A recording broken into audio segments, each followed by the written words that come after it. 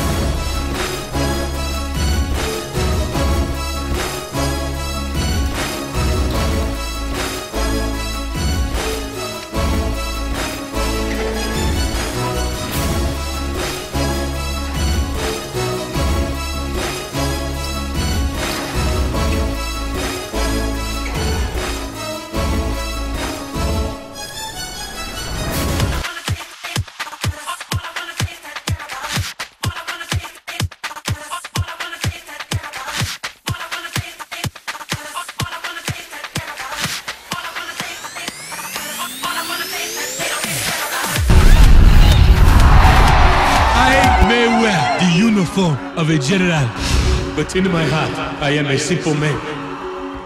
I am you. Public displays of approval or disapproval are inappropriate. I simply ask that you listen.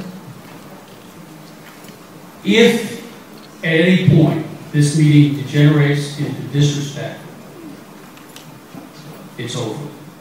And I mean, if I disrespect you, feel free to get up and leave. It's already past that. And if you disrupt the meeting or decline to listen, I got other things to do. Now the agenda, I mean it. I have other things to do. This meeting must be a respectful meeting. Things to do, people to fire. The agenda is your questions from Sunday night. And I will try to respond to those questions as thoroughly as I can. Many of the questions are overlapping questions. Many of them being similar subjects. And I am going to try to deal with those as consistently as I can. In the end, you may disagree with me. But no one can honestly say that Southwestern Adventist University doesn't take students seriously. Yes, if we don't care what you think, yes, we can. Why are we here? It may mean when we get done that we still have more questions. It might even be, and I was just talking to a student leader just before the meeting, it might be we should have more forums if there are loose ends.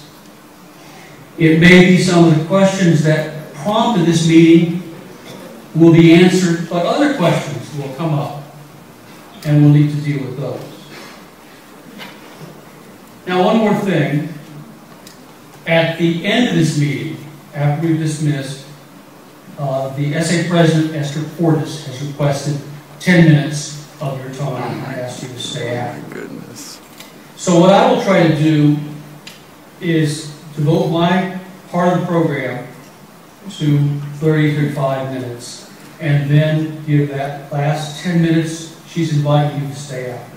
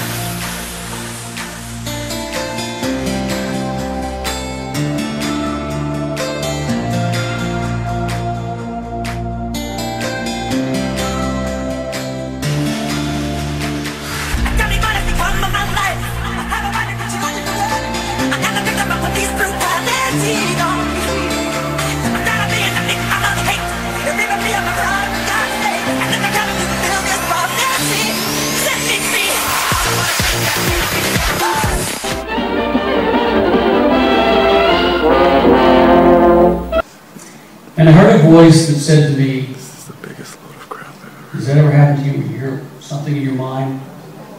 I heard a voice that said to me, that's what you're planning to do today tonight. And I knew who that voice was, and it wasn't a voice I could ignore. So I threw out my clever plan. And I called Dean Knight into my office. And instead of waiting to the last minute and simply doing what I thought needed to be done, I told him what I was going to do.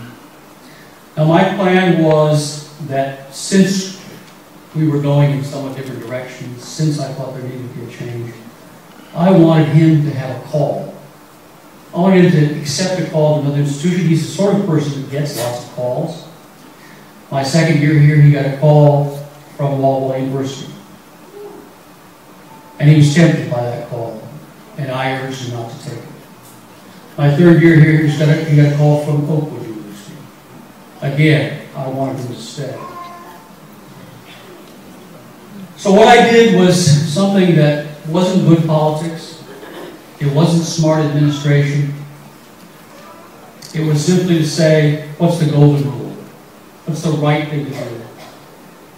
And I told him what my plans were, told him that we needed to make this change because I wanted him to have a chance to find another job, to make plans. I didn't think it was fair to surprise him. Well, that was a big gamble. Because when you start to talk about those kinds of changes, the word gets out. I was hoping it would be a secret. I was hoping that at the end of the day there'd be a call. Explains you right there. And we'd be talking about all the good stuff. And nothing in any way that would be a problem. Well, one way or another, the word got out. And it became impossible to have a situation where you have a permanent conflict between the president of the university and one of his assistants. So I made the change that had to be made. We're going to move ahead, and we'll move ahead in the best way that we can. We will be appointing a search committee that will include student representation, include faculty, that will try to find the best person.